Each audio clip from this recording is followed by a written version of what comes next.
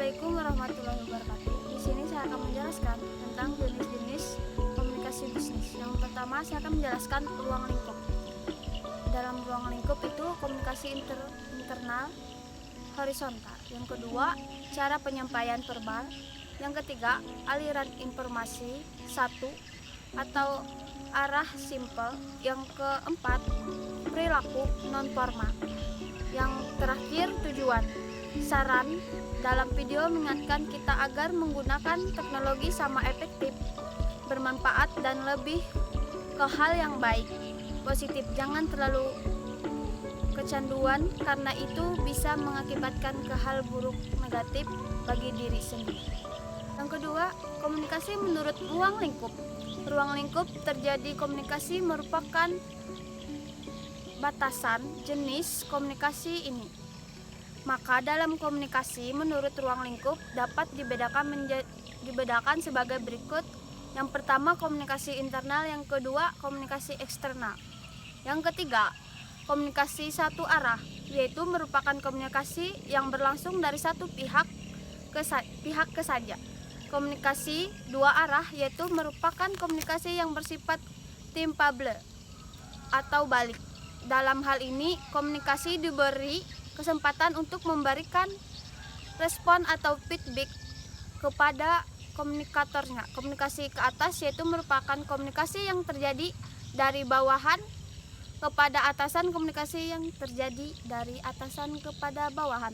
Yang keempat, komunikasi menurut cara penyampaian. Ada dua. Yang pertama, komunikasi verbal. Komunikasi verbal merupakan jenis komunikasi yang pesannya disampaikan lewat kata-kata, lisan, atau tulisan. Komunikasi verbal merupakan komunikasi yang umum dilakukan dan pesan yang disampaikan bersifat jelas. Dan yang kedua, komunikasi non-verbal merupakan jenis komunikasi yang pesannya disampaikan beban dengan kata-kata yang melainkan dengan cara-cara non-verbal seperti gestur tubuh, ekspresi wajah, bahasa isyarat, kontak mata, dan hentakan kaki dan sebagainya. Yang kelima, komunikasi menurut perilaku. Yang pertama, komunikasi formal. Komunikasi yang terjadi di antara anggota organisasi, antara perusahaan yang dengan tata cara telah diatur dalam struktur organisasi. Yang B, komunikasi internal. Komunikasi yang terjadi di dalam surat organisasi atau perusahaan yang tidak ditentukan dalam struktur organisasi. Yang C, komunikasi non formal. Komunikasi menurut tujuan. Yang pertama, agar hal yang disampaikan bisa dimengerti dengan cukup baik.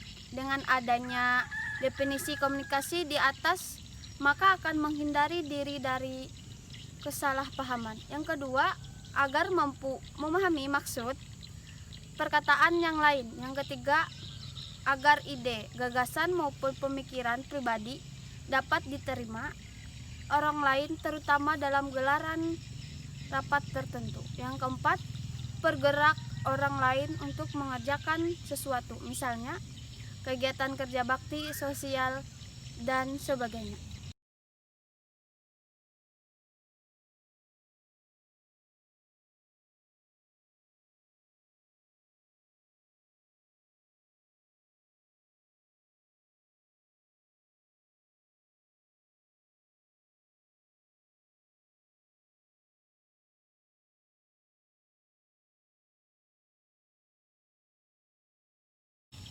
Komunikasi menurut etika. Etika adalah etika yang membahas mengenai kondisi dasar dan umum tindakan manusia secara etis. Standar bertindak secara etis ini yang kemudian dijadikan acuan untuk manusia dalam bertindak dan bertingkah laku. Etika umum telah diterapkan sebagai tolak ukur secara umum dalam menilai baik atau buruk dan benar atau salah suatu hal atau tindakan. Beberapa standar yang termasuk etika umum adalah adat istiadat yang berlaku, norma masyarakat, dan norma agama. Sekian dari saya. Wassalamualaikum warahmatullahi wabarakatuh.